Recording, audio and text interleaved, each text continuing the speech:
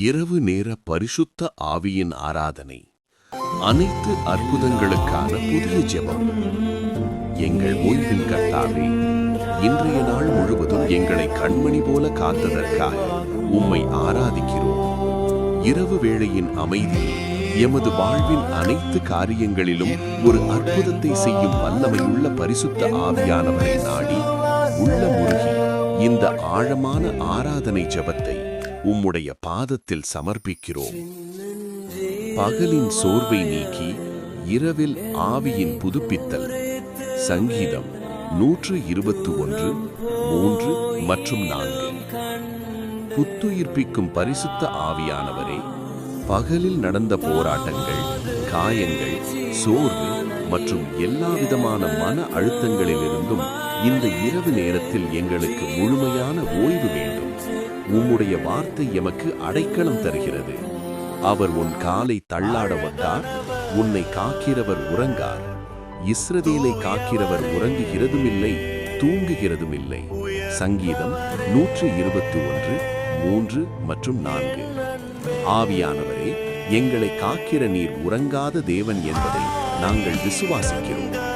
எமது சரீரமும் மனமும் ஆத்துமாவும் இந்த இரவு நேரத்தில் முற்றிலும் புதுப்பிக்கப்பட வேண்டும். எங்களுடைய பலவீனங்களை நீக்கி தெய்வீக இளைப்பாறுதல் அளித்து நாளைய நாளுக்காக எங்களை ஆயத்தப்படுத்த வேண்டும். தடைகள் நீங்கி அனைத்து அற்புதங்களும் நிகழ்ந்தன. மார்க்கு 10:27, யோவான் 14:13. அற்புத வல்லமையின் பரிசுத்த ஆவியானவரே, எமது எதிர்காலம், குடும்பத்தின் பாதுகாப்பு, பணியின் வெற்றி, தீராத வியாதிகள் மற்றும் பொருளாதார தேவைகள் உட்பட அனைத்து காரியங்களிலும் உள்ள எல்லா தடைகளையும் நீர் நீக்க வேண்டும். எமது பிரச்சனை மனிதரால் தீர்க்கப்பட முடியாததாக இருக்கலாம், ஆனால் உமக்கு எல்லாமே கூடும் என்பதை அறிவோம்.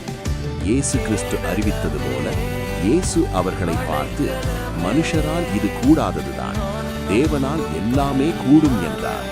மார்க்கு 10:27. ஆவியானவரே, எங்கள் வாழ்வில் உள்ள ஒவ்வொரு தடை சுவரையும் இந்த இரவு உம்முடைய வல்லமையால் இடித்து தள்ள வேண்டும். நாங்கள் விசுவாசத்துடன் கேட்கும் சகல அற்புதங்களையும் எங்களுக்கு அருள வேண்டும்.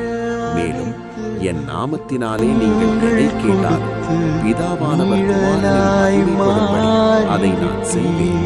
யோவான் 14:13. உமது மகிமைக்காக இந்த இரவு எங்கள் வாழ்வில் மகத்தான அற்புதங்களை செய்ய வேண்டும். ஆமென்.